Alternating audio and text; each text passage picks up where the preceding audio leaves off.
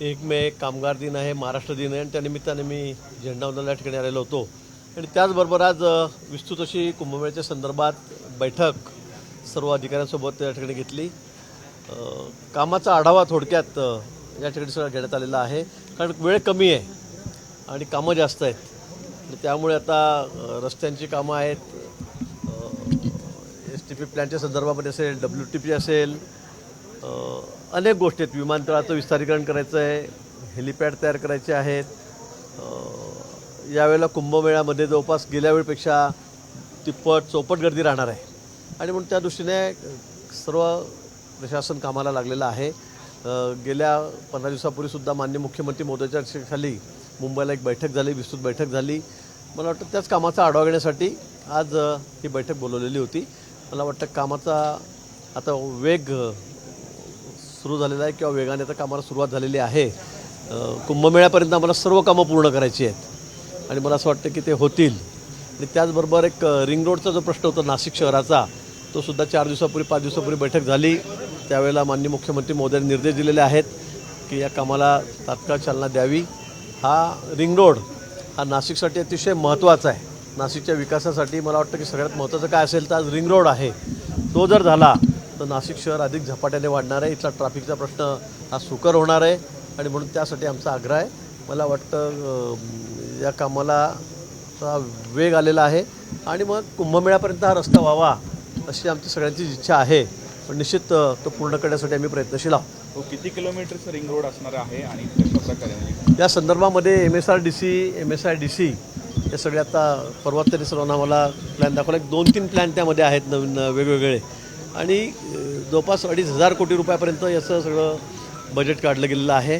पण अजून थोडं तो कमी करून म्हणजे पॅरलल त्याला जे आपले DP प्लॅनमधले रस्ते आहेत तेही मोठे आहेत, ते त्याला कसे जोडता येतील, तर थोडा अजून खर्च कसा कमी करता येतील। उगाच इकडनं DP चाललेला आहे, त्याच्याच बाजूने 100 फुटावर आपला रिंग रोड चाललेला आहे, डबल खर्च होणार नाही, ओव्हरलॅप होणार नाही, या संदर्भामध्ये आम्ही काळजी घेतो आहे।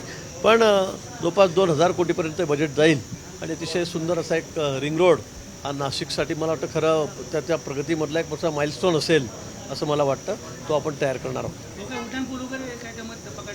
शहरामध्ये काही उड्डाणपूल आणि शहरामध्ये जवळपास 11 पुलांची कामं आता आपण सुरू करतो आहे, त्यातली 2-3 पुलांची कामं महापालिकेने आता सुरू केलेली आहेत, त्याचं टेंडर काढलेलं आहे। उर्वरित 9 पूल जे आहेत त्याला गेल्या मिटिंगमध्येच आपण मान्यता घेतलेली आहे, त्याचंही सगळं तांत्रिकदृष्ट्या काम पूर्ण करण्याच्या दृष्टीने सगळे अधिकारी कामाला लागलेले आहेत। मला वाटतं लवकरच, कारण या महिनाभरामध्ये त्याचे टेंडर होऊन कामाला सुरुवात झाली पाहिजे, या दृष्टीने आम्ही अधिकाऱ्यांना सूचना दिलेल्या आहेत। कुंभमेळ्याला मंजुरी म्हणजे शेवटी इथले आता आपल्याला रस्ते करायचे आहेत, ब्रिज करायचे आहेत, STP प्लॅन असेल, WTP प्लॅन असेल, हे सगळे कामं आता त्या सगळ्यांना सुरुवात झालेली आहे। टेंडरसुद्धा झालेले आहेत, अंतिम टप्प्यामध्ये या ठिकाणी आहेत आणि वेगवेगळ्या विभागाकडे वेगवेगळे कामं आहेत। महापालिकेकडे वेगळे कामं आहेत, इरिगेशनकडे घाट करायचे कामं आहेत, 700-800 कोटी रुपयाचे आपण घाट करतो आहे नवीन। आणि मला असं वाटतं की सगळ्या कामांना आता चालना मिळालेली आहे आणि काही जे आता प्रलंबित आहेत त्याचा फॉलोअप मी स्वतः मंत्रालयामध्ये करतो आहे, सेक्रेटरी लेवलवर त्या ठिकाणी करतो आहे। माननीय मुख्यमंत्री महोदय स्वतः लक्ष घालून आहेत। मला वाटतं आता कामाला वेग आलेला आहे, सुरुवात झालेली आहे। केंद्र सरकार यामध्ये वाटा घेणार होते किंवा केंद्र सरकार मदत करणार आहे कुंभमेळा, आपणही कुंभमेळ्यामध्ये काय पाठपुरावा केंद्र सरकारकडे पाठपुरावा सुरू आहे। अजून आमचे प्रस्ताव तयार करणं सुरू आहेत, त्यांच्याकडून आम्हाला काय आवश्यक निधी मिळणार आहे किंवा मिळायला हवा त्या संदर्भामध्ये आम्ही सगळा प्रयत्न करतो। अजून तसा आराखडा आमचा तयार झालेला नाही, पण जे आमच्या अखत्यारीत आहेत, मग PWDने आता 2200 कोटी रुपयाचे रस्ते काढलेत, 2 दिवसामध्ये ते टेंडर त्या ठिकाणी येतील, या महिनाभरामध्ये त्या कामाला सुरुवात होईल, 3 आठवड्यामध्येच। इरिगेशनच्या कामाला तर आम्ही टेंडर काढायला सांगितलं आहे, आमचंच खातं आहे, ते कामाला सुरुवात होईल। निश्चित जे आम्हाला मागायचं आहे केंद्र सरकारकडे ते आम्ही मागू आणि केंद्र सरकारने आम्हाला सांगितलं आहे की कुंभमेळ्यामध्ये कुठेही निधी कमी पडणार नाही, तो आम्ही घेऊ। पण अजून आकडा फायनल झालेला नाही किती पैसे आहेत म्हणून। मेट्रोच्या बाबतीत काय निर्णय झाला का? न्यू मेट्रो की कोणती मेट्रो होणार काय? न्यू मेट्रोच्या बाबतीमध्ये स्वतः मुख्यमंत्री महोदय लक्ष घालत आहेत। आपल्याला कल्पना आहे, परवाच्या बैठकीमध्ये सुद्धा मुंबईला ज्यावर खूप विस्तृत चर्चा झालेली आहे, तो साहेबांनी दिलेला शब्द आहे।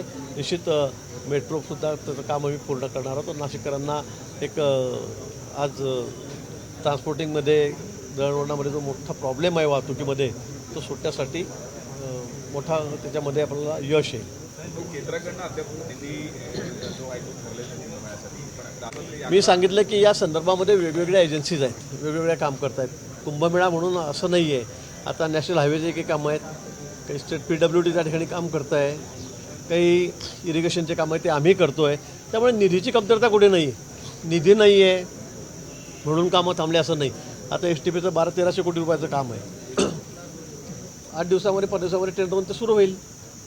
त्यामुळे मुख्यमंत्री मंडळाने सांगितलेलं आहे की तुम्ही कामाचे टेंडर करा, कामाला सुरुवात करा.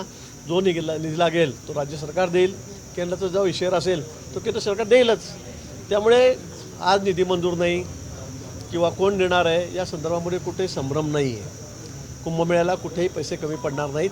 अतिशय सुंदर असा कुंभमेळा, अतिशय सुरक्षित कुंभमेळा आम्ही या ठिकाणी करू. शिवपुत्र संभाजीराजे हा महानाट्य जे ते रद्द झालं आहे. अमोल कोल्हे यांनी असे आरोप केले की गोपाळ पाटील यांनी पैशांची फसवणूक केलेली आहे माझी, आणि त्यामुळे सगळा एकूणच कार्यक्रम तो अडकलेला आहे. भाजपचे जे गोपाळ पाटील आहे मुख्य नाही, भाजपचे गोपाळ पाटील आहेत, पण याच्यामध्ये जे मुख्य कलाकार आहेत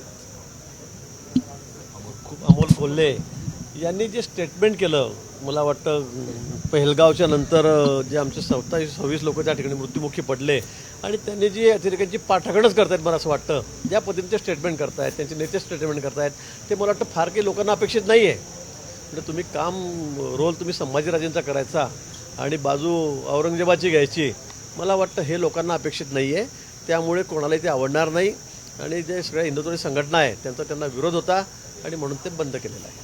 आता बिनबुडाचे आरोप ते करतायत, मलाही कळालेलं आहे, पण त्या आरोपामध्ये कुठलंही तथ्य नाही आहे. यामागचं कारण हेच आहे की ज्या पद्धतीने स्टेटमेंट करतायत, अतिरेकीच्या समर्थनार्थ बोलतायत, ते कोणालाही रुचलेलं नाही. देश विदेशातील प्रत्येक घडामोडींचे लाईव्ह अपडेट मिळवण्यासाठी आता साम टीव्हीच्या सर्व सोशल मीडिया प्लॅटफॉर्मला लाईक, फॉलो आणि सबस्क्राईब करा. तसंच सर्व नोटिफिकेशनसाठी बेल आयकॉन प्रेस करायला विसरू नका.